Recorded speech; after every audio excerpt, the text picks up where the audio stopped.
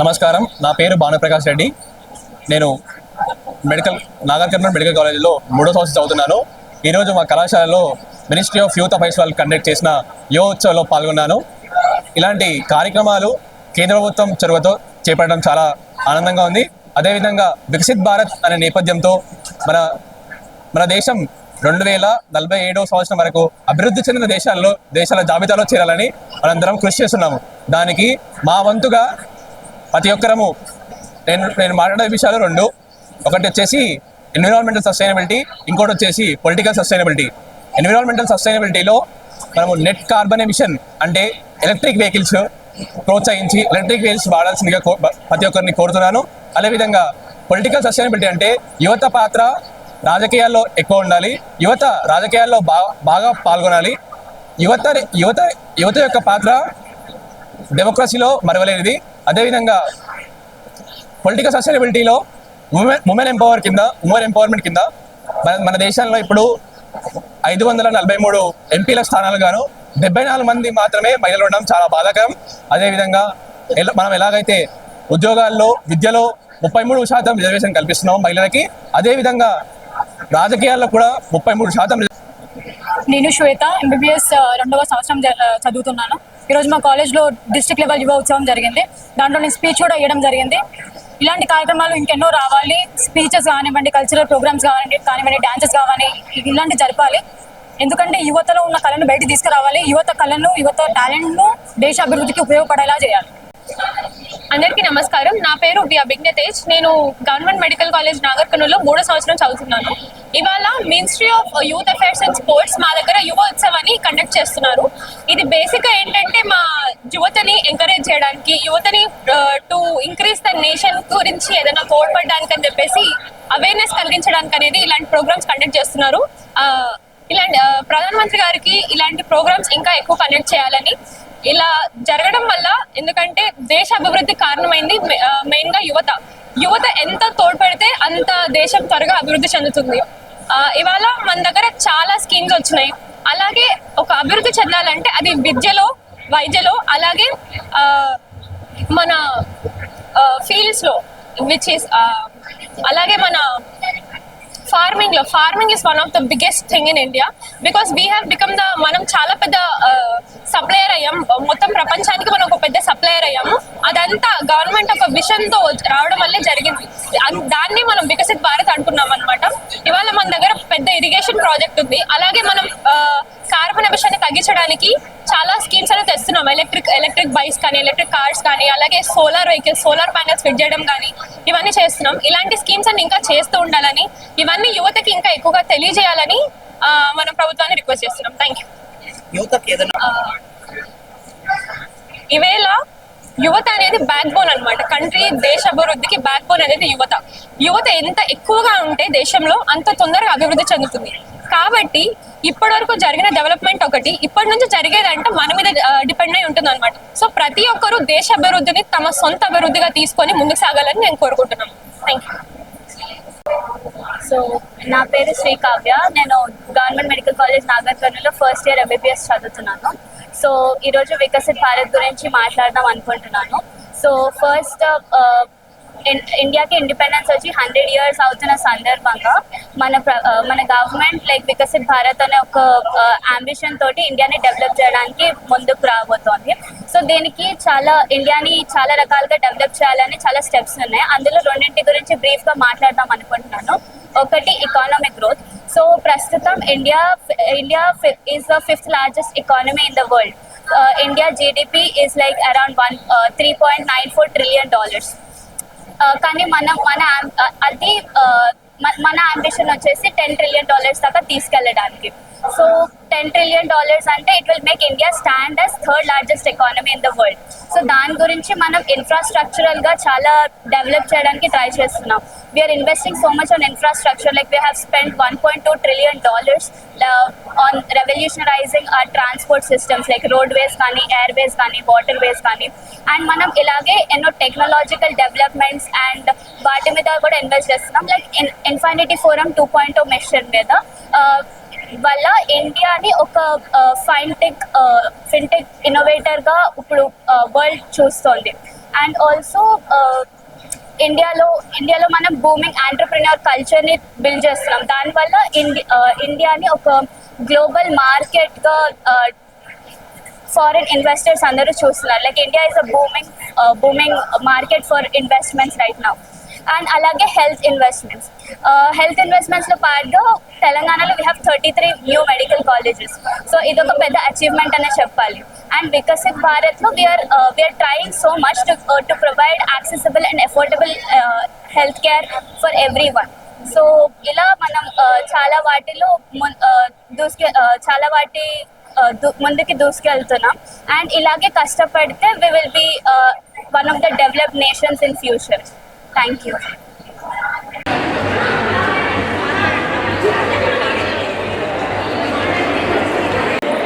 మీరే చేస్తారా మాట్లాడతారా?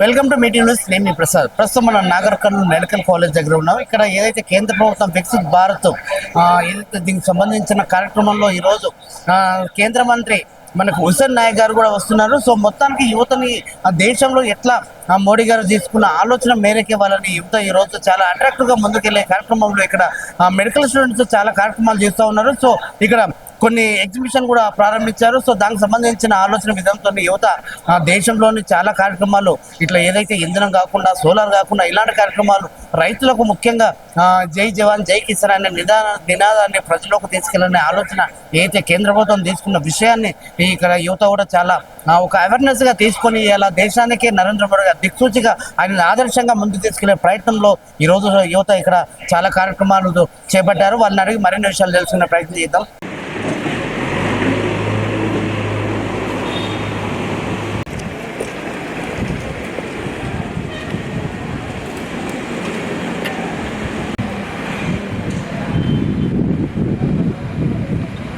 డైరెక్ట్ చేయి.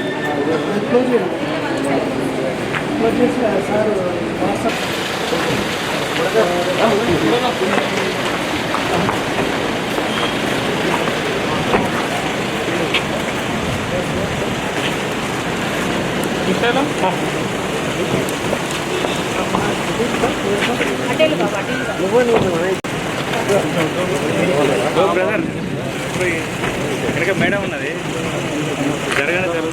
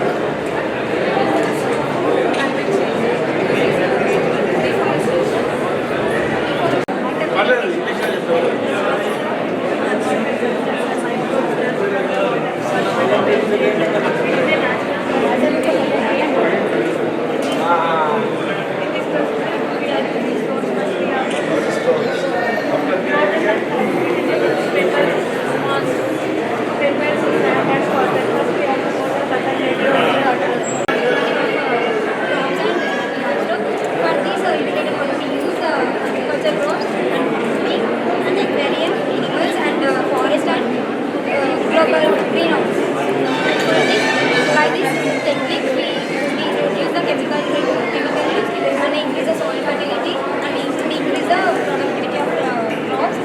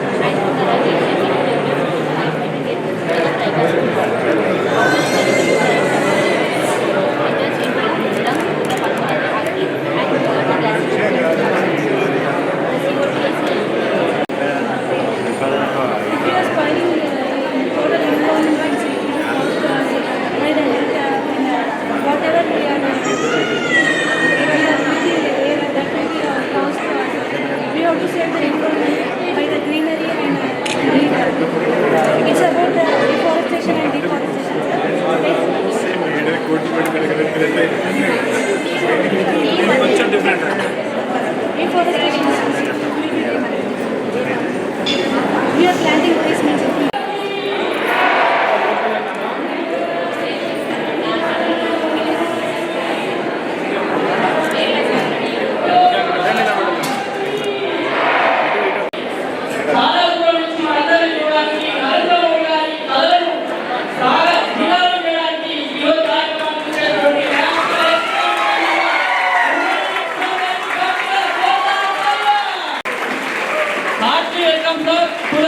MBBS College, Nursing College of Nagar Karnool, Telangana State. And hand over to the mic to the anchor.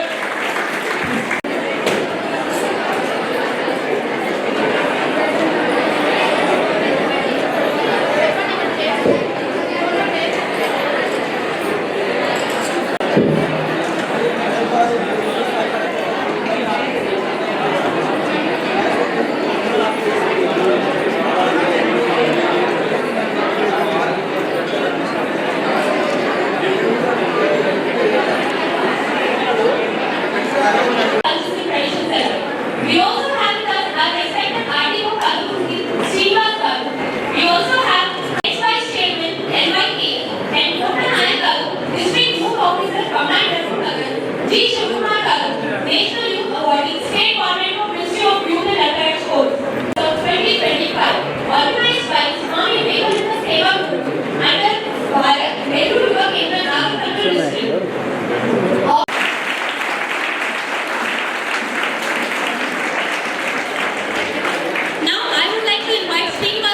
Onto the stage.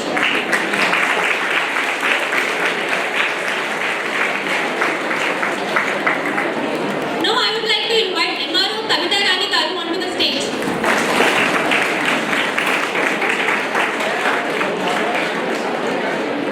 Now I would like to invite our principal ma'am Dr. Ramadevi Garu onto the stage.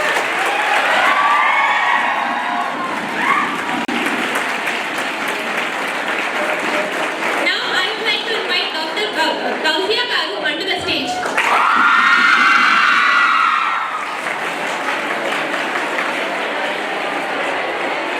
Now I would like to invite Kottanayak Garu onto the stage.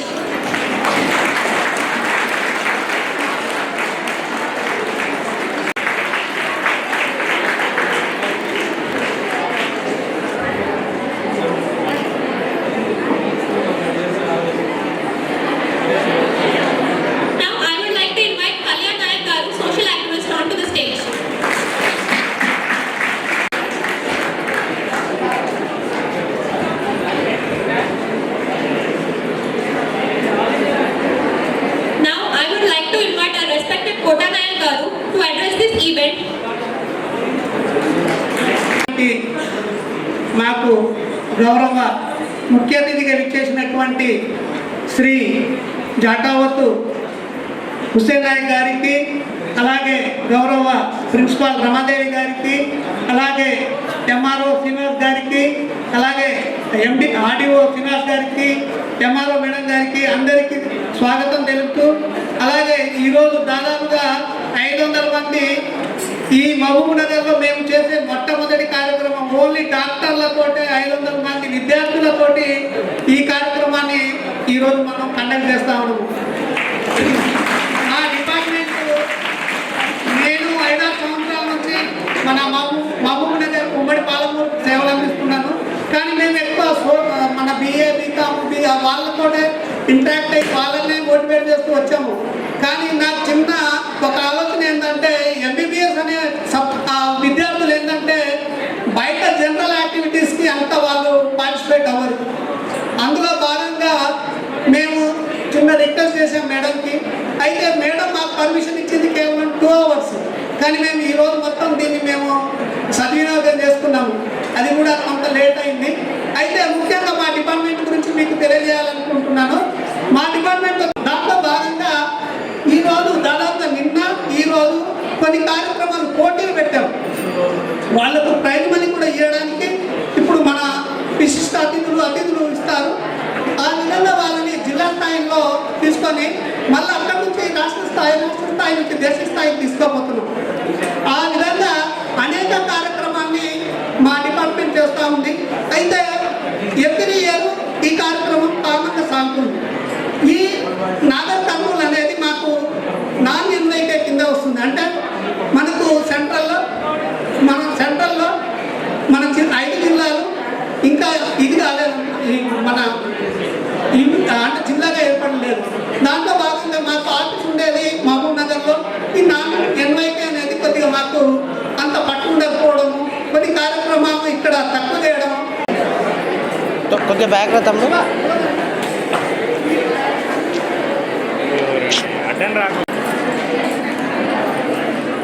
అరే అన్న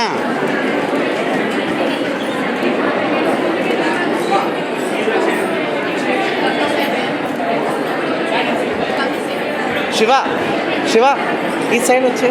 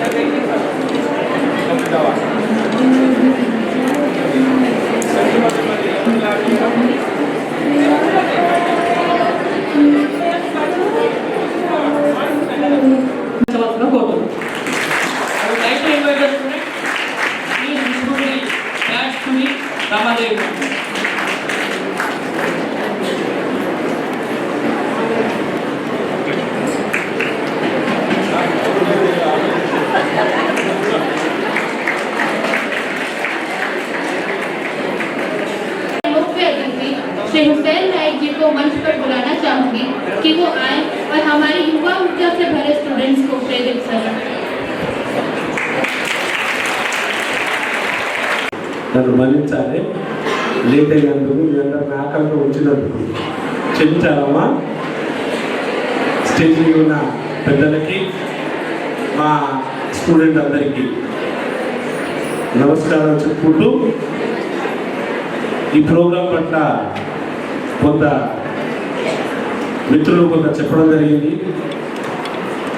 మన రావడం కోటయ్య గారు రావడం జరిగింది. కోటయ్య గారు మిగతా students కొంతమంది వచ్చి అన్న ఖచ్చితంగా ఒకసారి మా నాగర్ కర్నూలు రావాలి, అక్కడ మెడికల్ కాలేజ్ ఉంది, అక్కడ చిన్న ప్రోగ్రాం పెడుతున్నాం, అవేర్నెస్ ప్రోగ్రాం పెడుతున్నాం, సెంట్రల్ గవర్నమెంట్ ప్రోగ్రాం, గవర్నమెంట్ ఏదో పార్టీ లీడర్ కాదన్నా నన్ను ఎందుకు పిలుస్తున్నాను కూడా అడిగాను. అయితే కాదు, ఇది గవర్నమెంట్ ప్రోగ్రాం కాదు, నేషనల్ కమిషన్ మెంబర్ కాబట్టి మీరు వస్తే బాగుంటుంది అని చెప్పడం. సరే చూస్తా అన్నాను కానీ వస్తానే లాస్ట్ వరకు తెలియదు. కానీ అనుకోకుండా నిన్న డిసైడ్ అయ్యి ఇటు రావడం జరిగింది. కానీ చాలా సంతోషదాయకమైన చూసినాక క్షమించాలి, ఒక 15 నిమిషాలు మాట్లాడతాను బిడ్డ. ఎందుకంటే రోజు మిమ్మల్ని మాట్లాడలేదు, రోజు మిమ్మల్ని కలవలేదు. ఒకరోజు ఆకంతో ఏం కాదు, మీతో పాటు మేము అందరం ఉన్నాం. యూత్ ఏజ్ ఉన్న వాళ్ళకైతే డయాబెటీస్ ఏదో ఒకటి ఉంటుంది. ఇదో మా కట్టా సుధాకర్ గారికి ఉంది, మీకేం లేదు కదా? మీకు అలాంటిదే ఉందా? ఉన్నా ట్రీట్మెంట్ చేసుకోగలుగుతారు మీరు. మీకు ఒక పూట ఇది వచ్చినా మీరు ట్రీట్మెంట్ చేసుకోగలుగుతారు. కాబట్టి కొన్ని మంచి కావాలన్నప్పుడు కొన్ని క్షణాలు వెయిట్ చేయక తప్పదు. కాబట్టి మిత్రులారా, నాకు తెలిసిన 3 వాక్యాలు అయితే చెప్పగలుగుతా. నేను గతం నాకు తెలియదు, గతం గురించి మాట్లాడినా అర్థం లేదు. ఇప్పుడు జరిగే జనరేషన్ చూడాలి, ముందు నడుస్తున్న వ్యవస్థ గురించి మాట్లాడాలి. నాకు కోటయ్య గారు నాకేం బ్రీఫ్ చేయలేదు, యాక్చువల్లీ నాకేం బ్రీఫ్ చేయలేదు. కానీ వికసిత్ భారత్ గురించి 2 ముక్కలు వంశీ గారు చెప్పారు. మావాడు చెప్పిన విధానాన్ని బట్టి నాకు అర్థమైన 2 ముక్కలు చెప్పగలుగుతా. మేడం, మనం గతం మన తల్లిదండ్రులు చాలామంది ఊళ్ళు, తండాలు, గ్రామాల నుండి వచ్చిన వాళ్ళు ఉంటారు. ఎవరు కూడా ఫస్ట్ జనరేషన్, సెకండ్ జనరేషన్ ఉండొచ్చు. కొంతమంది కొంచెం తల్లిదండ్రులు చదువుకున్న వాళ్ళు, ఉద్యోగం చేస్తారు. డాక్టర్లు ఏంటంటే మ్యాక్సిమం కొంచెం మరీ 0 లెవెల్ వచ్చిన వాళ్ళు తక్కువ ఉంటారు. కొంచెం తెలిసిన వాడు మాత్రమే డాక్టర్ చదివిస్తారు. భగవంతుడు ఏడవడం తెలియదు, కానీ పేషెంట్కి మాత్రం ప్రథమ భగవంతుడు అంటే డాక్టర్స్. కనిపిస్తే దేవుణ్ణి డాక్టర్లు చూస్తారు. ఎక్కడొచ్చినా బాధపడరు, కానీ డాక్టర్ దగ్గర వచ్చేసరికి ఉన్నదన్నీ చెప్పుకుంటారు. కష్టకాలాలు చెప్పుకుంటారు, అన్నీ చెప్పుకుంటారు. కానీ కొంతమంది డాక్టర్లు కొంత స్వార్థం అనేది చేస్తున్నారు. అందరూ నేను అన్నాను, కానీ కొంతమంది వృత్తి రీత్యా, వ్యాపార రీత్యా నడిపించేదే. కానీ కొంచెం వచ్చిన వాళ్ళని ప్రేమగా మాట్లాడడం నేర్చుకోవాలంటారు. వాళ్ళకు మీరు ఏ ఇంజక్షన్ ఇస్తున్నారో తెలియదు, కానీ వచ్చిన పేషెంట్ని పేషెన్సీగా ఒక 5 నిమిషాలు, చాలామంది కొంతమంది డాక్టర్లు చూస్తుంటారు. కొంతమంది కమర్షియల్గా ట్రీట్ చేస్తుంటారు, కొంతమంది ప్రేమగా ట్రీట్ చేస్తారు. కానీ ప్రేమగా చేసిన వాళ్ళ దగ్గర ఎక్కువ సార్లు పోతుంటారు. తనకు సగం రోగం తను మాట్లాడిన దాంట్లోనే తగ్గుతారు. అంటే మనోధైర్యం నింపడం అంటారు.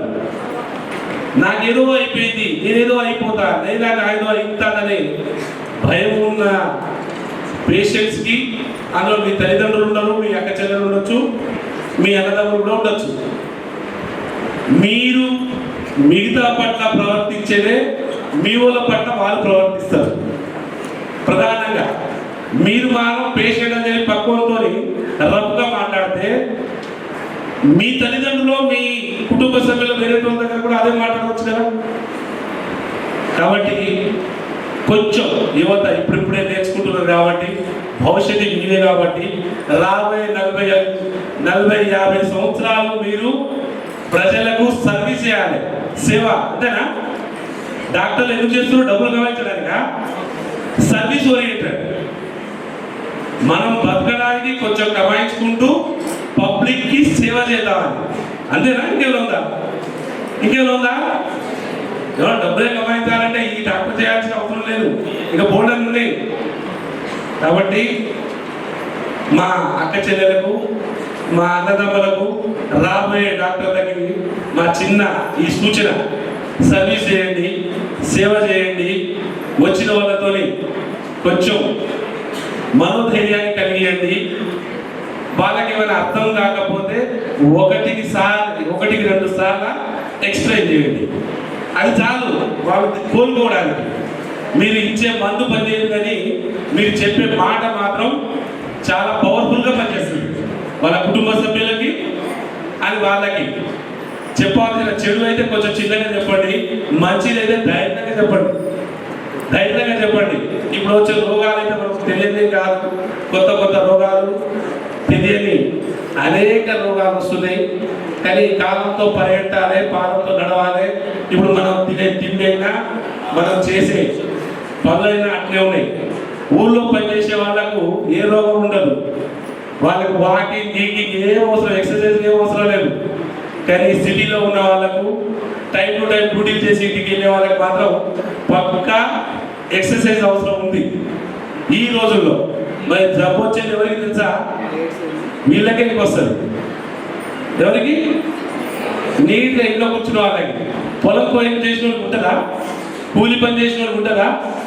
కాకపోతే అతనికి నిజంగా ఏదైనా తెలరాని రోగం వస్తే తట్టుకోలేడు కదా, ఫైనాన్షియల్గా గట్టిగా ఉండడు కదా. కాబట్టి కమర్షియల్గా చూడదు అనేదే నా వినపం. ఇది రెండోది. మీరు ఇంకో మాట చెప్పాలి, ప్రపంచ దేశాలలో కన్నా చాలా బెటర్గా ఉన్నాం మన వైద్యంలో, చాలా ఫాస్ట్గా ఉన్నాం. ఎందుకు చెప్పనా? ఇది ప్రపంచ దేశాలు అనేక, ఇప్పుడు అమెరికా లాంటి దేశాల్లో డాక్టర్ని కనుక అపాయింట్మెంట్ అడిగితే 48 hours మినిమం తీసుకుంటారు. 48 hours దొరకరు డాక్టర్ కొరత ఇతర దేశాల్లో ఉంది. కానీ మన దగ్గర పబ్లిక్కి చేరువుగా ఉంది. ఇంకా చాలా దగ్గర కావాలనే ఉద్దేశంతో మన భారత ప్రధాని నరేంద్ర మోడీ గారు ప్రతి జిల్లాకు ఒక మెడికల్ కాలేజ్ ఇచ్చిండు. వాస్తవా కదా? ఇది ఇచ్చింది కాబట్టి ఇగో ఇక్కడ మీరు ఉన్నారు. ఎక్కడ గతంలో మెడికల్ సీట్ దొరకాలంటే ఈజీగా దొరికేదా? ఇప్పుడు దొరుకుతుందా లేదా? మచ్ బెటర్ బిఫోర్ కన్నా. చాలా అందరికన్నా ఈ ప్రపంచంలో అతి ఎక్కువ జనాభా ఉన్నది ఇండియా. అయినా మనం కోవిడ్ సమయంలో కూడా మనం తట్టుకోగలిగినాం. అంటే మన డాక్టర్ల ప్రతిభ, మన డాక్టర్లు చేసిన సర్వీసు అలాంటిది. అందరికీ చేరువ అయినాం కదా మనం కేరళకు. కానీ ఇంకా చాలా ముందుకెళ్ళాల్సిన అవసరం ఉంది. అలాగే ఏదో మన కొన్ని ప్రోగ్రామ్స్ పెట్టినట్టుంది మన వాళ్ళు. ఏదది యువ ఉత్సవ్. దీనిలో మన భారత ప్రధాని మొన్న చేసిన ఏంటది నేషనల్ యూత్ ఫెస్టివల్లో అనేక రంగాల్లో ప్రతిభ చాటాలని 2045 వరకైనా ఖచ్చితంగా రాబోయే కాలంలో అన్ని రంగాల్లో, ఒక డాక్టర్ రంగంలోనే కాదు, వ్యాపార రంగంలో బిడ్డ గవర్నమెంట్ ఉద్యోగం చేస్తే తన కుటుంబానికి మాత్రమే సర్వీస్ చేయగలుగుతావు, నీ కుటుంబాన్ని నువ్వు కాపాడుకోగలుగుతావు. వ్యాపారం చేస్తే ఏం చేస్తారు? మీతో పాటు 100 కుటుంబాలని కాపాడగలుగుతావు, ఏదో ఆర్థిక రంగంలోనో ఉద్యోగ రంగంలో. కాబట్టి అందరూ చాలా వరకు ప్రతి ఒక్కరు వ్యాపార రంగంలో, అంటే అందరికీ ఉద్యోగాలే రావు. అందరికీ ఉద్యోగాలు రావడం సాధ్యపడుతుందా? చదువుకున్న అందరికీ వస్తుందా? ప్రతి ఒక్కరు ఫస్ట్ క్లాస్ రావడానికి సాధ్యపడుతుందా? కాదు. కాబట్టి చదువుకోవడం చాలా ఇంపార్టెంట్. జాబ్ వస్తే హ్యాపీ, జాబ్ రాకపోతే మరీ హ్యాపీ అనుకోండి. ఇది రాకపోతే ఎక్కువ దేవులాడు. నేను కూడా అంటాను, నేను నార్మల్ సామాన్య కుటుంబంలో పుట్టిన మేకల్ నేషనల్. నేను ఇది కూడా చెప్తున్నా, నాది వరంగల్ జిల్లా, మహబూబాబాద్ ఉమ్మడి వరంగల్ జిల్లా, ఇప్పుడు మైబాద్ జిల్లా, మారుమూల మండలం, గూడూరు మండలంలో తారి తండనాది ఒక తండ లంబాడి బిడ్డని హుస్సేన్ నాయక్ అనగానే ఈ పేరు కన్ఫ్యూజ్గా ఉండొచ్చు అని కొంతమంది మన తెలంగాణలో అంత బాధ ఉండదు. కానీ పక్క రాష్ట్రాల్లో పోగానే ఏమైనా ఎస్టీ కమిషన్ ఇచ్చిరు, ఈడ ముస్లిం పేరు పెట్టుకున్నాడు ఏమనుకుంటారు. అదే అక్కడ కొంచెం కన్ఫ్యూజ్ అవుతుంటారు చాలా మంది. నేను పోయినప్పుడు ఫస్ట్ ప్రజెంటేషన్ ఇస్తా, అయ్యా నేను ఒక బంజారా బిడ్డ, మా దగ్గర దర్గాలు ఉంటాయి. తెలంగాణలో, ఆంధ్రాలో హిందూ ముస్లిం అంటే ఏముండరు. మేము దర్గాలకు పోతాం, మధ్యలో పోతాం, చర్చిలకు పోతాం, అన్నింటికి పోతాం. మా తల్లిదండ్రులు ఎవరుంటే దాన్ని మొక్కుతాం, దాంతో నడుస్తాం. కాబట్టి ఈ చేస్తూ నాకు ఈ కమిషన్ ఇచ్చిన చిన్న తప్పుగా అనుకోకూడదు. ఈ కమిషన్ పట్ల ఒక మాట చెప్తాబట. నాకు ఒకనాడు ఈ కమిషన్ పట్ల నాకేం తెలియదు. నాకు ఇప్పటితో సంవత్సరం కావస్తుంది. నా కాల పరిమితి 3 సంవత్సరాలు. మాకు రాజ్యాంగబద్ధమైన సంస్థ. నాకు ఎవరు నిర్ణయిస్తారు? రాష్ట్రపతి గారు నిర్ణయిస్తారు. ఈ దేశంలో 5గురిలో నేను ఒకటి, 5గురిలో నేను ఒకటి, 5గురిలో నేను ఒకటి. దీనిలో ST commission, SC commission, OBC, BC commission, minority commission, అలా డిఫరెంట్ కమిషన్స్ ఉన్నాయి. ఈ కమిషన్లో నేను ఎస్టీ జాతికి సంబంధించిన కమిషన్ మెంబర్. నా గత చరిత్ర ఏంది? నేను చిన్న మార్గంలో ఒక ఉద్యోగం 1200 ఉద్యోగంతో చేసేవాడు. హైదరాబాద్ వచ్చి కేబుల్ గుంజినోడు. కేబుల్ టీవీ చూస్తారు కదా మీరు ఇంతకుముందు, ఇప్పుడైతే డిష్ టీవీలు వచ్చినాయి. అప్పుడు లేవు కదా బేట, అప్పుడు ఉన్నాయా? అప్పుడైతే ఇంటింటికి కేబుల్ గుంజుకొని కేబుల్ చూసేవాళ్ళు. ఆ కేబుల్లో పనిచేసిన నేను చేస్తూ బాంబే వరకు ఒక మేనేజర్ లెవెల్ వరకు 50 నుంచి ఉద్యోగం చేసిన. ఆ తర్వాత పెళ్ళైన కాలం తర్వాత కొన్ని కారణాల వల్ల మళ్ళీ రిటర్న్ వచ్చేసిన. ఆ తర్వాత 2000 నుండి ఇంటర్నెట్ జమానా వచ్చింది కదా, బ్రాడ్బ్యాండ్ తెలుసు కదా. ఇప్పుడు ఇంటింటికి వచ్చింది ఇంటర్నెట్, ప్రతి చేతికి వచ్చింది ఇంటర్నెట్ టెక్నాలజీ. గతంలో ఏం లేదు అనమాట, పబ్లిక్కి చేరువలేదు. ఇక కేబుల్ టీవీ రంగం పోతుంది, ఇంటర్నెట్ రంగం వస్తుందని చెప్పేసి మళ్ళీ ఇంటర్నెట్ టెక్నాలజీ నేర్చుకోవాలని డిప్లొమా చేసి కేబుల్ కూస్తూ మళ్ళీ హైదరాబాద్కి వచ్చి మళ్ళీ ఒకరిని నిచ్చెన వచ్చిన నేర్చుకున్న విద్యని. మళ్ళీ నాకు తెలియదు, మీకు తెలిసింది డాక్టర్, నాకు తెలిసింది కేబుల్ గుంజుడు ఒకటే. కాబట్టి మళ్ళీ కేబుల్ గుంజుడు స్టార్ట్ చేసిన. అక్కడ నుండి స్టార్ట్ చేస్తూ నాతో పాటు 1000 మంది ఉద్యోగాలు ఇస్తున్న బిడ్డ. తెలంగాణ మొత్తం ఉంటుంది, ఈ తెలంగాణ మొత్తం నాకు బ్రాడ్బ్యాండ్ ఉంటుంది బిడ్డ. తెలంగాణ హై రీచ్ బ్రాడ్బ్యాండ్ అని పేరు ఇంటి ఉంటారు. హై రీచ్ బ్రాడ్బ్యాండ్ తెలంగాణ ఈ సైడ్ కన్నా నేను Warangal, Karimnagar, Khammam, Hyderabad, Telangana and Andhra also try చేసి ఇస్తా. ఎందుకు ఈ హిస్టరీ మీకు చెప్పదలుచుకున్నాయి మాట? నాకు ఏంటంటే నాలాంటి హిస్టరీ మీ అందరికి వస్తుంది, రేపు మీరు కూడా చెప్పాలి. మీ గత చరిత్ర చెప్పకపోతే మీరు ఎవరికి యూజ్ అవుతారు? కాబట్టి ఈ హిస్టరీ చెప్తున్నా బిడ్డ. నేను బ్రాడ్బ్యాండ్ చేస్తూ కొంతమందికి ఉద్యోగం ఇస్తూ, ఆ రోజు నా ఒక్కరితో స్టార్ట్ అయింది. వాళ్ళు కష్టం చేస్తే నేను తిరుగుతున్నా. ఇప్పుడు ఆ రోజు నేను ఒక్కరికి కష్టపడ్డా, ఇప్పుడు వాళ్ళందరి కష్టం మీద ఇగో ఇలా వచ్చి నేను తిరుగుతున్నా.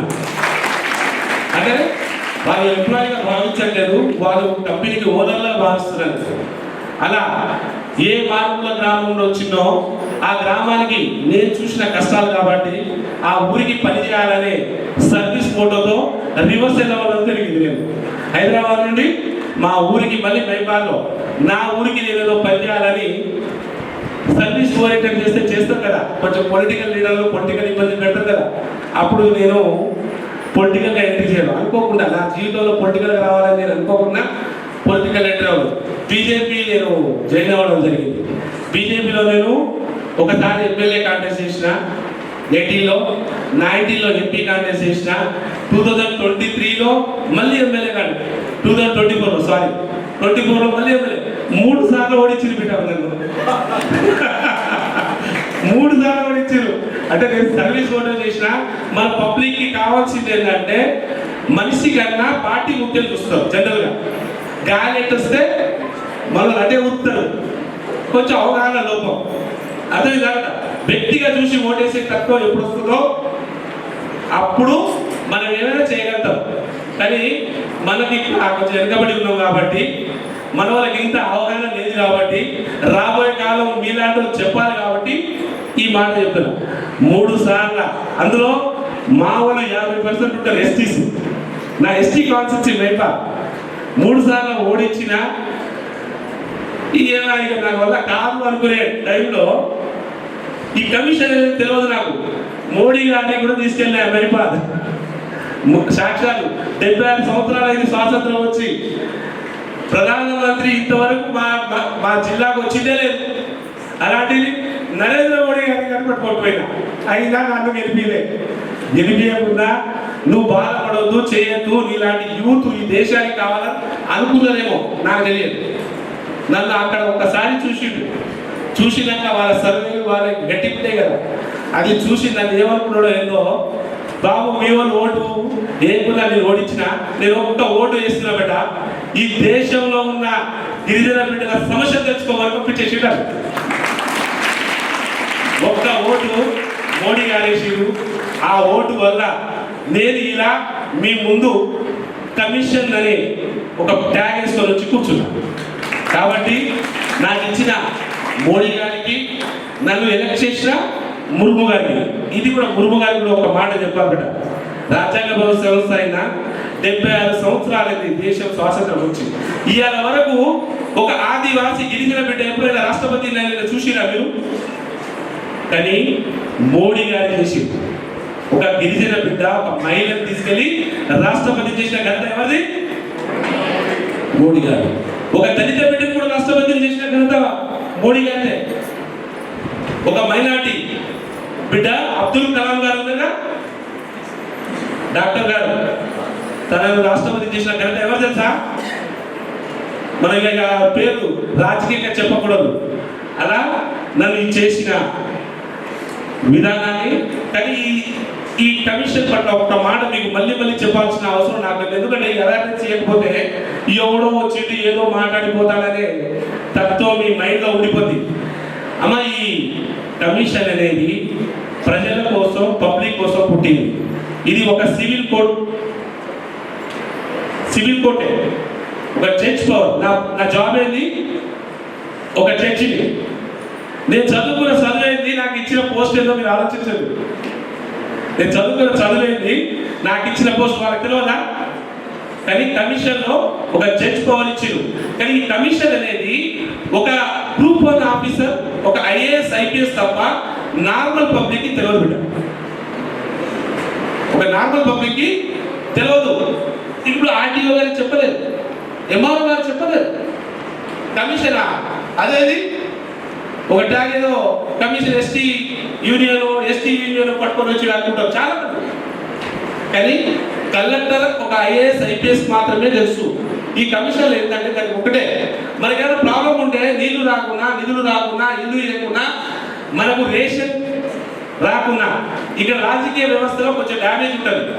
ఎవరు రాజకీయ నాయకుడు వాళ్ళ గల్లీకి మాత్రం ఓడేసుకుంటాడు, వాళ్ళ కార్యకర్తలకే ఇల్లు ఇచ్చుకుంటాడు, వాళ్ళ ఈ గల్లీకే నీళ్ళు ఇచ్చుకుంటాడు, వాళ్ళ కార్యకర్తలకే రేషన్ కార్డు ఇచ్చుకుంటాడు, వాళ్ళ కార్యకర్తలకే ఏది పెన్షన్ ఇచ్చుకుంటాడు. రైట్ అలాగా వాస్తవం కదా? కొంతమందికి ఇది అలాంటి అన్యాయం జరుగుతుంది. అలాగే ఇంకా ఏమైనా ఇబ్బంది ఉండే మరి SC STకి అయితే చెప్పనక్కర్లేదు. ఇంకా చాలా వెనుకబడిన తరం. అందుకే కదా రిజర్వేషన్ ఇచ్చింది, అందుకే కదా కమిషన్లు పెట్టింది. ఇలాంటి ఇబ్బందులు పెట్టినప్పుడు మనం ఎక్కడికి పోతామో? ఉదాహరణకు మా ST SCకి ఒక 10 లక్షల వరకు ఫ్రీ లోన్ ఇవ్వాలి. నిజంగా మన బ్యాంకులో రాణిస్తారా? కూర్చొనిస్తారట. ఒకవేళ రేపటి రోజు మీ దాంట్లోనే ఎవరైనా ఒక చిన్నపాటి హాస్పిటల్ కట్టుకోవాలి, ఒక ల్యాబ్ పెట్టుకోవాలంటే మీకు లోన్ కావాలి. వాస్తవా? మీకు ఇస్తారా తల్లి? జనరల్గా దొరకదు. దొరకనప్పుడు ఏం చేస్తారు? మాకేం రాదు, మేము మా పార్టీ వాళ్ళు కాదు, మాకు సంబంధం లేదనుకుని ఊరుకుంటారు. కానీ ఇది కాదు తల్లి. మీకు ఏది కానప్పుడు, రానప్పుడు మీరు కోర్టుకి వెళ్ళచ్చు. నాకు ఇది ఇవ్వలేదని చెప్పొచ్చు. కానీ కోర్టుకి వెళ్తే ప్రాబ్లం ఏంటి? ఒక ప్రాబ్లం ఉంది. ఒక లాయర్ని పెట్టాల్సి వస్తుంది. లాయర్ని పెట్టే లాయర్ ఫీజులు కట్టాలా లేదా? నీకు నేరుగా మాట్లాడుకునే అవకాశం ఉంటుందా? ఒక సివిల్ కోర్టు అయినా, ఒక హైకోర్టు అయినా, ఒక సుప్రీం కోర్టు అయినా మీకు అవకాశం ఉంటుందా? మాట్లాడుకునే అవకాశం ఉండదు తల్లి. ఒక ఉదాహరణకి మా RTO గారికి అన్యాయం జరిగితే, తను ఆ ST బిడ్డ, తనకేమైనా ప్రమోషన్ కాలేదో, డిమోషన్ చేసిందో, కావాలని ఏదైనా ఇబ్బంది పెట్టిందనుకో, తను కోర్టుకి వెళ్ళాలి. కోర్టుకి వెళ్తే ఫీజు కట్టాలి. తను ఫీజు కట్టాలంటే అవతల నేను గవర్నమెంట్ కొట్టాడాలి. గవర్నమెంట్ ఫీజు అనుకుంటాడు, గవర్నమెంట్ కొట్టాడతాడు, గవర్నమెంట్ డబ్బులు కట్టుకుంటాడు. కానీ తను వాళ్ళు తన జేబు నుండి కట్టుకోవాల్సి వస్తుంది. అది పెట్టే స్తోమత, అయ్యే స్తోమత లేదు. కాబట్టి వీళ్ళ కోసం ఇలాంటి ఇబ్బందులు పడుతున్నారో కమిషన్లు పెట్టిరు.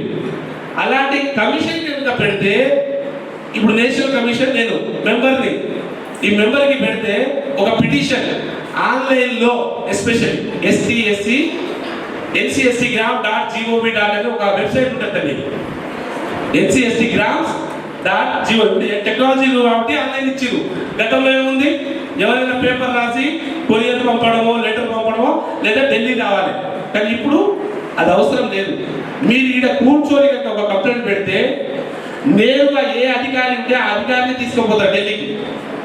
ఉదాహరణ గ్రామంలో ఒక పెన్షన్ ఇవ్వలేదని ఒక తల్లి కనుక కంప్లైంట్ పెడితే, తన తరపున ఎవరైనా కంప్లైంట్ పెడితే ఆ సదరు అధికారి, ఒక జిల్లాధికారి ఉంటారుగా, జిల్లాధికారి ఎవరు బిడ్డ, ఒక కలెక్టరు ఈ సైడ్ అయితే, ఒక ఎంఆర్ఓ పట్టుకోపో, ఒక ఆర్టీఓని తీసుకోపో, మీరు తీసుకోపోయేది ఎవరిని, ఒక కలెక్టర్ని తీసుకెళ్తారు, ఎవరు, కమిషన్. నేరుగా అధికారి పిటిషనర్ని నేరుగా మాట్లాడుకునే అవకాశం కల్పిస్తాం. ఇది కమిషన్ కోర్ట్ అని అంటున్నా. మీరు చూసారా మేడం, ఇక్కడ ఒక చేంజ్ చూడండి. హైకోర్టు సుప్రీంకోర్టులో పెడితేమో లాయర్లు కొట్టాడతారు, మీ పేరు మీకుంటుంది, మీ పేరు ఏదో వాళ్ళకేదో అయిందని వాళ్ళు కొట్టాడుతా అంటారు, సగం చేసి సగం తెలియక. కానీ నేరుగా మాట్లాడుకునే అవకాశం ఎక్కడ కల్పించడం? ఇటు ఎవరు ఇబ్బంది పడుతున్న పిటిషనర్ మాట్లాడతారు, ఇటు పక్క ఎవరు మాట్లాడతారు, సదరు డిపార్ట్మెంట్. ఒక ఐఏఎస్ ఐపీఎస్ తప్పు చేయలే, గ్రామీణ ప్రాంతంలో ఎవరో చేసిన అధికారికి తప్పుకు శిక్ష ఎవరు అనిపించిండు? ఒక ఐఏఎస్ ఐపీఎస్ అధికారి అనుభవిస్తుడు. కాబట్టి ఇలాంటి అధికారాలు కమిషన్ దగ్గర ఉన్నాయి అంటున్నా. ఈ అధికారాలు ఎవరి దగ్గర ఉన్నాయి బిడ్డ? అధికారాలు. ఈ ఉదాహరణకి నేను ఇంత ముందు వచ్చిన మీకన్నా రావడం ఒక చిన్న మాట ఏంటంటే, మా వాళ్ళు మా కొంతమంది కార్యకర్తలైనా ఉండొచ్చు, కొంతమంది పిటిషనర్లు ఉండొచ్చు. ఉదాహరణకు మీ పక్కన ఒక పిటిషనర్ ఉన్నాడు చూడండి, కళ్యాణ్ అని. ఇతను చిన్న ప్రోగ్రామ్ ఉంది సార్, మా పిటిషన్ ఉంది, మా ఊరికి చూసిపోండి, మా దగ్గర కొన్ని ల్యాండ్లు ఉంచుకున్నారు వేరే వాళ్ళు, మేము ఎప్పుడో తరతరాలుగా 109 ఎకరాలుగా దున్నుకుంటా అంటే ఇప్పుడు వేరే ఏదో అధికారులు కొంత ఇబ్బందులు పెట్టి మా భూములు వేరే కబ్జా చేసుకున్నారు, అంటే రాయించుకున్నారు, కబ్జాలో వేరే ఉన్నారు, పేర్లు మారినాయని చెప్పేసి మా దగ్గర రావాలని ఒక చిన్న పిటిషన్ ఇస్తే ఆ ఊరికి వెళ్ళా. ఆ ఊరికి వెళ్తే ఇక నేరుగా ఊరికి వెళ్ళి వస్తే ఎవరు వచ్చారు? పాపం కలెక్టర్ గారు రావాల్సింది. కలెక్టర్ గారు తెలిస్తే మీ ఒక ఇష్యూ జరిగింది కదా, ఏది టన్నల్ ఇష్యూ ఉంది కదా, అతను రాకపోతే ఆర్టీఓ గారు ఇచ్చింది. ఆర్టీఓ గారు నేరుగా అక్కడ నిజంగా సార్ ఇక్కడ ఉన్నది ఎస్టీలే, బీసీలు ఎవరు దున్నుకోవట్లేదు, ఎస్సీలు ఎవరు దున్నుకోవట్లేదు, ఎస్సీలు దున్నుకుంటారు కానీ ఏదో తప్పు జరిగింది అంటున్నారు. ఎప్పుడు వీళ్ళు కంప్లైంట్ పెట్టి మా దగ్గర పంపిస్తే కానీ వాళ్ళకి తెలియదు. వాస్తవంగా ఆర్టీఓ గారు మీకు తెలుసా, గతంలో మీకు తెలియదుగా. ఇలాంటి ప్రాబ్లమ్ని మేము రిజాల్వ్ చేస్తుంటాం. కాబట్టి మిత్రమా, మీరు కూడా కమిషన్ల పట్ల అవగాహన పరచండి, అవగాహన తెలుసుకోండి. రాబోయే కాలంలో మీకు కూడా ఏదైనా ఇబ్బందులు ఉన్నా, మీ తల్లిదండ్రులు మీ గ్రామాల్లో ఏమైనా ఇబ్బందులు ఉన్నా మీరు మా కోర్టుకే వెళ్ళాల్సిన అవసరం లేదు. కొన్ని నేరుగా ఇలా కూడా సాల్వ్ చేయొచ్చు. కోర్టులో పోతే సంవత్సరాలు పడుతుంది, కమిషన్ పెట్టలేదు కనీసం నెలలు వ్యవధిలో క్లోజ్ అవుతుంది. కాబట్టి ఈ కమిషన్ గురించి మీకు చిన్న చెప్పదలుచుకున్నా కాబట్టి ఇది ఒక్కటి చెప్పినా బిడ్డ. ఇక ఇంకోటి చెప్తున్నా, ఏదైనా మంచిగా ఉండాలి, మంచిగా సర్వీస్ చేయాలి. మీ ఉన్న ఊర్లను మర్చిపోవద్దు. మీ గ్రామాల్లో కూడా ఎంత పెద్ద డాక్టర్ అయినా సరే ఉన్న గ్రామంలో కూడా కొంచెం సర్వీస్ చేయమని చెప్తున్నా. ఇదొక్కటే నేను చేస్తున్నా మీకు అప్పీలు. థ్యాంక్ యూ బిడ్డ. ఇంకేమైనా ఉంటే మన్నించండి. రాబోయే కాలంలో అన్ని వర్గాలకు అన్నింటిలో మీరు ముందుండాలి. రాబోయే కాలంలో మీ దాంట్లో కూడా డాక్టర్లు కూడా రాజకీయ నాయకులు అవ్వాలి. అల్టిమేట్ పవర్ ఎక్కడ ఉంది తెలుసా? ఒక ఐఏఎస్ ఐపీఎస్ దగ్గర లేదు బిడ్డ, ఒక పొలిటికల్ లీడర్ దగ్గర ఉంది పవర్. వాళ్ళు ఉండేది సంవత్సరం 5 సంవత్సరాలైనా ఇదే అల్టిమేట్ పవర్ ఎక్కడ ఉంది? రేపు రాబోయే కాలంలో మీరు కూడా ఒక్కొక్కరు సర్వీస్ చేయాలంటే డాక్టర్లు ఎక్కడ లేదు బిడ్డ, పొలిటికల్ గా కూడా ఎక్కువ మందికి సర్వీస్ చేయొచ్చు. ఇలాంటి రంగాల్లో మీరు రావాలని కోరుకుంటూ నాకు ఇచ్చిన ఈ అవకాశాన్ని చాలా ఆకలితో ఇబ్బంది పెట్టినందుకు మన్నించాలి. Thank you so much sir. నిజంగా సామాన్య వ్యక్తి దేశాన్ని ఏలే అవకాశం వస్తుందంటే అది కేవలం ఈరోజు దేశ ప్రధాని నరేంద్ర మోడీ గారి ప్రభుత్వం ద్వారా గట్టిగా తెలియజేసుకోవచ్చు. ఎందుకంటే సార్ చెప్పిన నేను చదువుకున్న చదివేది నాకు ఇచ్చినటువంటి కమిషన్ ఏందని. సేమ్ ఎగ్జాంపుల్ ద్రౌపది ముర్ము భువనేశ్వర్ రాష్ట్రంలో ఉన్నటువంటి సామాన్య మహిళకి ఈరోజు రాష్ట్రపతిగా ఇచ్చారు. ఢిల్లీలో ఇటీవల అయినటువంటి రేఖా గుప్తా కూడా చూసినట్టే ఒకటేసారి మున్సిపల్ కౌన్సిల్ ఎన్నికై ఒకటేసారి ఎమ్మెల్యే గెలిచి ఈరోజు సీఎంగా మారిపోయింది ఢిల్లీకి. అంటే అర్థం చేసుకోండి, ఈ రోజు ఈ ప్రభుత్వంలో ఈ కేంద్ర ప్రభుత్వం ఏం పరిశీలిస్తుందంటే ఇన్కమ్ నుండి బ్యాక్గ్రౌండ్ కాదు, మనలో ఏం బ్యాక్గ్రౌండ్ ఉంది, మనిషిలో కూడా ఏం బ్యాక్గ్రౌండ్, నీ బ్యాక్గ్రౌండ్ ఏముందని ఆలోచిస్తుంది. కాబట్టి మనలో కష్టపడే తత్వం టాలెంట్ ఉన్నట్టయితే ఖచ్చితంగా ఈ ప్రభుత్వం ఎంతో మందికి అవకాశం ఇస్తున్నటువంటి చక్కని ఉదాహరణకి మన హుసేన్ నాయక్ గారిని చెప్పవచ్చు.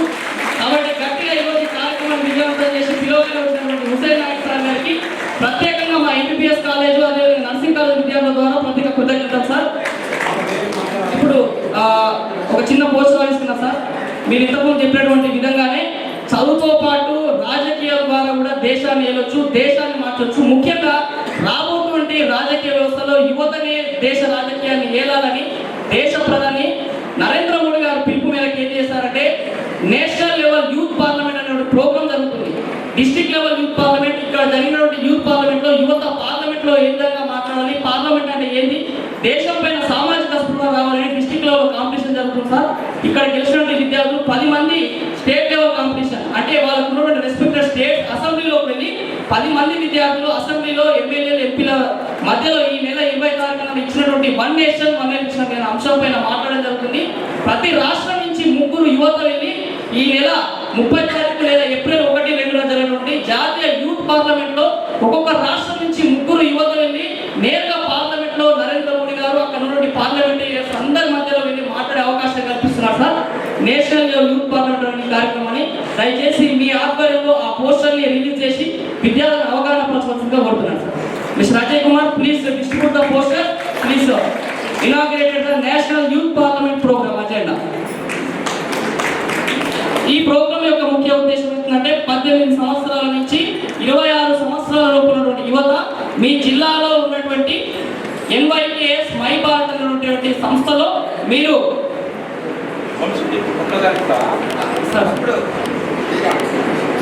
తల్లి మీరు నేను చాలా మాట్లాడాలనుకున్నా, మీ ముఖాలలో కానీ బాగా చెప్పిన వన్ నేషన్ వన్ ఎలక్షన్ అనే వర్డ్ అనేది చాలా గొప్ప వర్డ్ బిడ్డ. ఈ దేశంలో అనేక మార్లు ఎలక్షన్స్ అవ్వడం మన సొమ్ము, ప్రజల సొమ్మే కదా బిడ్డ. మనం ఎలక్షన్ చేసినా ఏం చేసినా మన సొమ్మే పోతుంది పబ్లిక్కి. ఎన్నోసార్లు ఎలక్షన్ కూడా వస్తుంది, కావాల్సిన పనులు చాలా వెనుకబడిపోతుంది. ఈ దేశంలో ఒక్కసారి ఐదు ఎలక్షన్స్ ఒకేసారి జరిగిపోవాలి.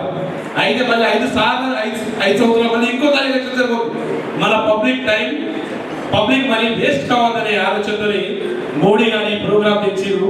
చాలా గొప్ప పరిణామం. ఇది రాబోయే కాలంలో నెరవేరాలంటే మీ అందరి సపోర్ట్ కూడా కావాలి. నా ఇంకో మాట కూడా చెప్తా, రాబోయే కాలంలో ఇంకోటి కూడా జరుగుతుందమ్మా. వన్ నేషన్ వన్ ట్యాక్స్ వస్తుంది. మనం కట్టే రూపాయి 100 రూపాయలు అంటే 100 రూపాయలు, 1 రూపాయి కట్టాలంటే 1 రూపాయి కట్టేది. మళ్ళీ ఎప్పుడు కూడా నా ఇన్కమ్ ట్యాక్స్ కట్టుడు, జిఎస్టీ కట్టుడు, టీడీఎస్ కట్టుడు కూడా ఉండదు. ఇది కూడా వస్తుందని కోరుకుంటున్నా. Thank you. ఎందుకంటే మన పబ్లిక్ మనీ బాగా వేస్ట్ అవుతుంది. ఇవన్నీ తగ్గాలంటే రాబోయే కాలంలో మోడీ గారు ఉండాలి. అది నేను కోరిక. Thank you so much sir. ఈ నెల 16, 17 మీ జిల్లాలో ఈ ప్రోగ్రామ్స్ అయితే అక్కడ విజేతలకి స్టేట్ లెవెల్ అవుతుంది. ఈ కాంపిటీషన్స్ పైన మరింత సమాచారం కొరకు మై భారత్ వెబ్సైట్ ద్వారా మీరు సమాచారం పొందవచ్చు. Okay sir, thank you so much. Next program is going. ఈ రోజు ఈ యువోత్సవ్ కార్యక్రమంలో భాగంగా దాదాపుగా ఇక్కడ ఉన్నటువంటి 1000 సామర్థ్యం కలిగినటువంటి 2 కళాశాల విద్యార్థులు పాల్గొనడం జరిగింది. దాదాపుగా 6 రకాల కాంపిటీషన్స్ నిర్వహించడం జరిగింది. అందులో వచ్చేసి young writer contest, exhibition of science mela, అదేవిధంగా cultural events, mobile photography, young artist contest, అదేవిధంగా డిక్లమేషన్ కాంటెస్ట్ నిర్వహించడం జరిగింది. ఇందులో విజేతలుగా నిలిచినటువంటి కొన్ని కాంటెస్ట్ల వారికి ఇక్కడ ఉన్నటువంటి గౌరవ హుసేన్ నాయక్ గారి చేతుల మీదుగా, అదేవిధంగా జిల్లా యంత్రాంగం అధికారుల చేతుల మీదుగా, మన కళాశాల ప్రిన్సిపల్స్ గారి చేతుల మీదుగా బహుమతులు అందించే ప్రయత్నం చేద్దాం. ముందుగా వచ్చేసి అజయ్ కుమార్, ప్లీజ్ రెడీ.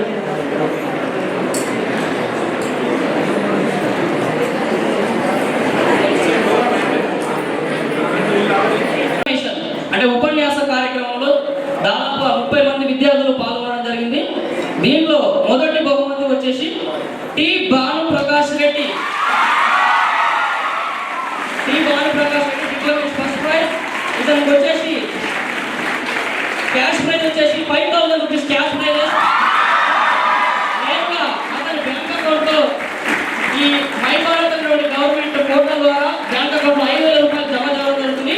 ఇప్పుడు ప్రైజ్ అండ్ సర్టిఫికేట్ ఇవ్వడం జరుగుతుంది. 5000 రూపాయల ప్రైజ్ మనీ వాళ్ళ అకౌంట్ లో ఇవ్వడం జరుగుతుంది ఆఫ్టర్ ది ప్రోగ్రామ్. సో గట్టిగా చప్పట్లతోటి భానుప్రకాష్ రెడ్డి. రెండవ బహుమతి వచ్చేసి ఉజ్వల్ కుమార్ పాండే. రెండవ బహుమతి 2,500 రూపాయల క్యాష్ మనీ తన అకౌంట్లో పడుతుంది. సర్టిఫికేట్ మెమోతో హుసేన్ సార్ గారి చేతుల మీద అందుకుంటున్నారు. గట్టిగా చెప్పట్లు.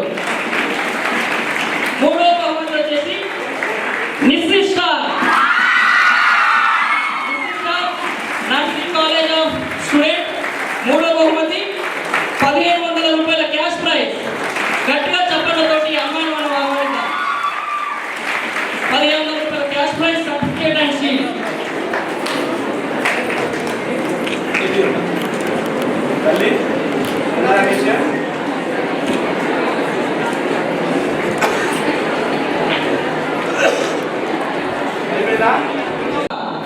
Deepak Kumar first prize. Deepak Kumar young writers contest లో ఫస్ట్ ప్రైజ్ రావడం జరిగింది. ఫస్ట్ ప్రైజ్ వచ్చేసి 2,500 రూపాయల క్యాష్ ప్రైజ్.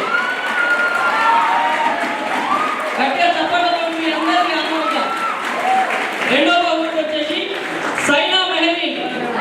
రెండో బహుమతి Saina Mehari, nursing college of Nagar Kurnool. Saina Mehari రెండో బహుమతి 1,500 రూపాయల క్యాష్ ప్రైజ్. థర్డ్ ప్రైజ్ వచ్చేసి GVNS Prasad. GVNS Prasad third prize, 1,000 rupees cash prize, certificate and memento.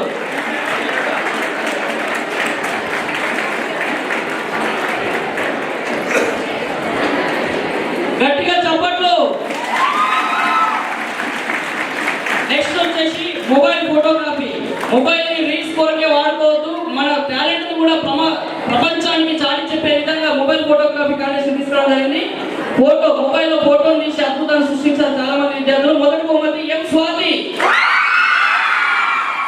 Mobile photography first prize M Swathi, 2,500 రూపాయల క్యాష్ ప్రైజ్. గట్టిగా మీ కర్తలతో ఆహ్వానిద్దాం. 2,500 రూపాయల cash prize, certificate and memento. వీళ్ళకి ప్రైజ్ మనీ మొత్తం నేరుగా వాళ్ళ అకౌంట్లో జమ అవుతుంది. రెండో బహుమతి వచ్చేసి టీ బాన్ ప్రసాద్. గట్టిగా చెప్పడంతో ఆహ్వానించాలి. రెండో ప్రైజ్ టీ బాన్ ప్రసాద్, 1,500 రూపాయల క్యాష్ ప్రైజ్, సర్టిఫికేట్ మెమోటో. మూడో బహుమతి వచ్చేసి కె సంజయ్ వర్ధన్.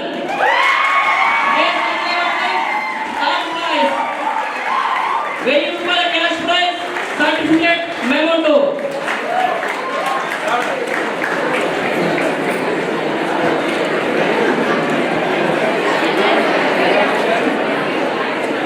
నెక్స్ట్ అదేవిధంగా ఈరోజు ఎగ్జిబిషన్లో అందులో వచ్చేసి ఇండివిజువల్ కేటగిరీలో వచ్చేసి first prize Aruna, medical college Aruna. Please గట్టిగా చప్పట్లతో ఆహ్వానిద్దాం. 3,000 రూపాయల cash prize, first prize Aruna.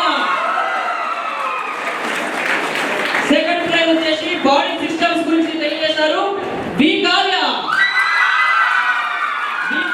Second prize science mela individual group, 2,000 రూపాయల క్యాష్ ప్రైజ్. థర్డ్ ప్రైజ్ వచ్చేసి క్రోనిక్. థర్డ్ ప్రైజ్ వచ్చేసి Roshini. Third praise please speed command to the dais. వీరికి వచ్చేసి 1,500 రూపాయల క్యాష్ ప్రైజ్.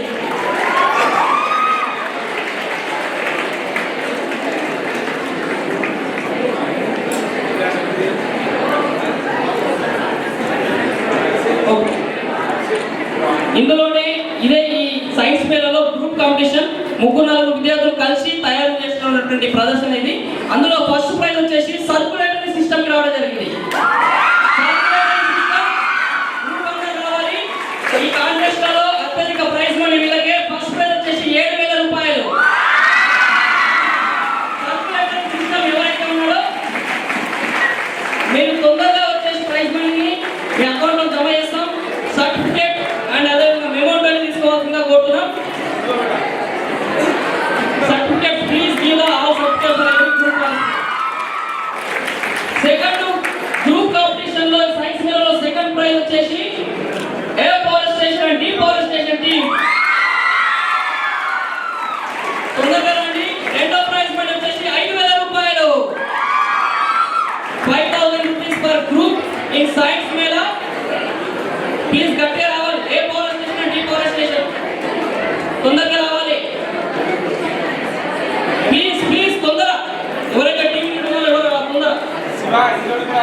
మూడో ప్రైజ్ వచ్చేసి aspergillus third prize medical college student. దీనికి వచ్చేసి 3,000 రూపాయల క్యాష్ ప్రైజ్.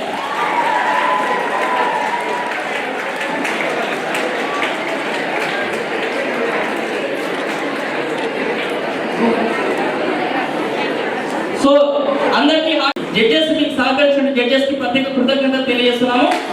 విన్నర్స్ అందరికీ హార్ట్లీ కంగ్రాచులేషన్.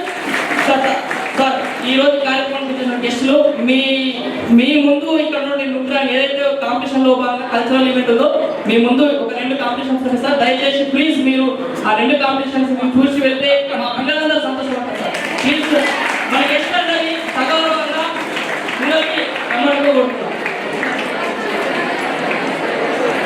వాళ్ళు కంగ్రాట్ చెప్పడం కొంచెం మోటివేట్ చేస్తే ఇంకా ముందుకెళ్తారు. రాని వాళ్ళు తెలుసుకొని మళ్ళీ రావడానికి కోషిష్ చేస్తారు.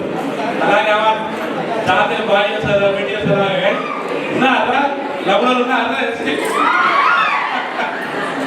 కంగ్రాచులేషన్. చూడే కట్టుబొట్టు బాగుంది. మా సంస్కృతి సాంప్రదాయాలు కూడా పిల్లలు చూస్తే హ్యాపీ అవుతుంది. రోజే చేసుకోలేము కానీ కనీసం ఫెస్టివల్ కూడా చేసుకొని. Thank you. ఉన్నప్పుడే స్వామి వివేకానందని ఇన్స్పిరేషన్ తీసుకొని 2000+ సోషల్ యాక్టివిటీ చేయడం జరిగింది. అంటే ఇక్కడ నా గురించి గొప్పగా ఎప్పుడు లేదు, నేను ఎవరు మీకు తెలియాలని తెలియజేస్తున్నాను. 2000 పైగా సేవా కార్యక్రమాలు చేయడం జరిగింది. దీంతో పాటు నేను అగ్రికల్చర్ డిప్లొమా చేయడం జరిగింది. బిఎస్సీ లైఫ్ సైన్స్, ఇప్పుడు సోషల్ వర్క్ లో ఉస్మానియాలో ఫస్ట్ ఇయర్ చేస్తున్నాను. అయితే నేను చదువుకున్నటువంటి నా నాలెడ్జ్ ని నేను ఉద్యోగం కొరకు వాడుకున్నట్టయితే వాళ్ళు ఇచ్చే 25,000 నా నాలెడ్జ్ వాళ్ళు తీసుకుని నాకు 25,000 చేయడం కాదు, నేను నా నాలెడ్జ్ ద్వారా నేనే సొంతంగా కష్టపడాలి, 100 మందికి నిలవాలని శివ అగ్రికల్చర్ అనే ఒక యూట్యూబ్ ఛానల్ స్టార్ట్ చేయడం జరిగింది. 5 లక్షల మంది సబ్స్క్రైబర్స్ నాకు ఫాలోవర్స్ ఉంటారు యూట్యూబ్, ఫేస్బుక్, ఇన్స్టాగ్రామ్. 20 రాష్ట్రాలు ఇవ్వడం జరిగింది. జమ్మూ కాశ్మీర్ నుంచి స్టార్ట్ చేసినట్టయితే మన తెలంగాణ వరకు 1000కి పైగా వీడియోలు చేయడం జరిగింది. దీంతో పాటు 2 సంవత్సరాల కిందట నేను మా ఇంట్లో ఒక కుటుంబంలో ఒక వ్యక్తికి లివర్ డొనేట్ చేస్తే అతను బతుకుతాడు. లివర్ సిరియాసిస్ ఒక చిన్న హెల్త్ ఇష్యూ వల్ల అతను లివర్ ఖరాబ్ చేయడం జరిగింది. లివర్ ఇవ్వకపోతే వితిన్ 1 డేలో చనిపోవడం జరుగుతుంది ఆ క్యాండిడేట్. మా బావగారు వారికి నేను నా 70% లివర్ నా డొనేట్ చేసి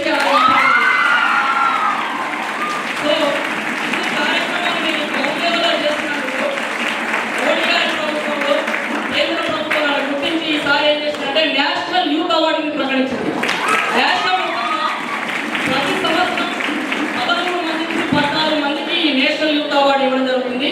ఎవరైతే నిజంగా గ్రౌండ్ లెవెల్లో వర్క్ చేస్తారో వీళ్ళ ద్వారా 100 మంది బెనిఫిట్ ఎవరైతే ఉంటుంది అక్కడ ఢిల్లీలో ఉన్నటువంటి ఐఏఎస్ ఆఫీసర్ వాళ్ళందరూ వెరిఫికేషన్ చేసి మన జిల్లాలో ఉన్నటువంటి కలెక్టర్ గారు, ఎస్పీ గారు అందరూ వెరిఫికేషన్ చేసి నాకు ఈ అవార్డు ప్రకటించడం జరిగింది. ఈ నెల 30 లేదా ఏప్రిల్ 1 లేదా 2వ తారీఖు నాడు యూత్ పార్లమెంట్ లో నేరుగా అవసరమైతే సిచ్యువేషన్ బట్టి మోడీ గారి చేతుల మీద నేషనల్ యూత్ అవార్డు అనుకోబోతున్నాను. చాలా గర్వంగా ఉంది. ఈ అవార్డు తీసుకోవడం గొప్ప కాదు. నాకు ఈ అవార్డు ఈ రోజు ఈ అవార్డు తీసుకున్నంటే మీరందరూ కాదు, మీలాంటి స్టూడెంట్స్ అందరూ నాకు సపోర్ట్ చేసి ఇక్కడ ఉన్నటువంటి మేడం రమాదేవి గారు నిజంగా నేను చాలా అప్రిషియేట్ చేస్తున్నాను మేడం. నేను కొన్ని మిస్టేక్స్ చేసిన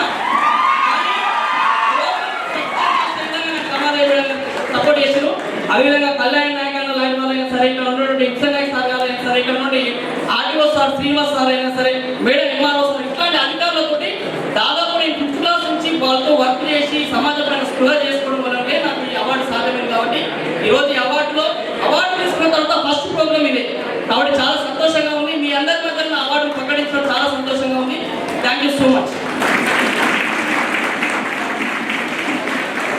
బ్రో తమ్ముడు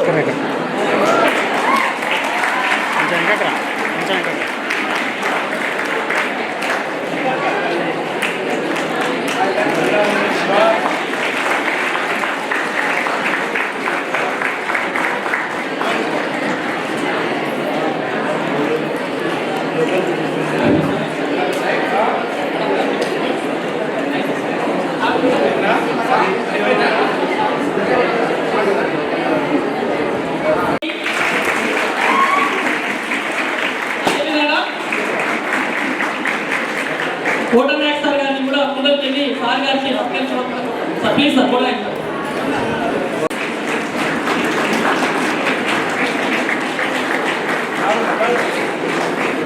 ఈరోజు ఈ ప్రోగ్రామ్ ఇంత సక్సెస్ఫుల్గా రన్ చేసి సక్సెస్గా ముందుకు సాగిందంటే మెడికల్ కాలేజ్ ప్రిన్సిపల్ మేడం గారి సహకారం, అదేవిధంగా మెడికల్ కాలేజ్ ప్రిన్సిపల్ మేడం గారి ఇద్దరి సహకారం వల్ల ఈరోజు సక్సెస్ అయింది. కాబట్టి మేడం గారికి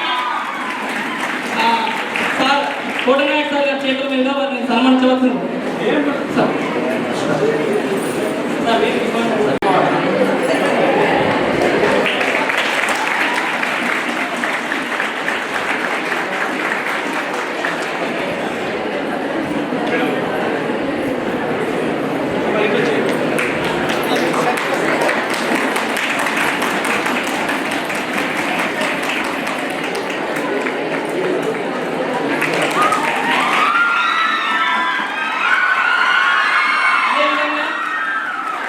అదేవిధంగా మనందరి మధ్యలో కనిపిస్తుంది మన నాగర్ కర్నూలు ఎంఆర్ఓ. చాలా సంతోషంగా ఉంది, ఫస్ట్ టైం చూస్తున్నాను. చాలా హార్టీ కంగ్రాచులేషన్స్ మేడం. మీరు చిన్న వయసులోనే ఈరోజు ప్రభుత్వంలో మీరు అందరూ మా అందరూ భాగస్వామ్యం అవుతున్నందుకు మేడం గారికి కూడా సార్ గారి చేతుల మీద సన్మానించవలసిందిగా కోరుతున్నాను. హుసేన్ నాయక్ సార్ చేతుల మీద మేడం గారిని సత్కరించి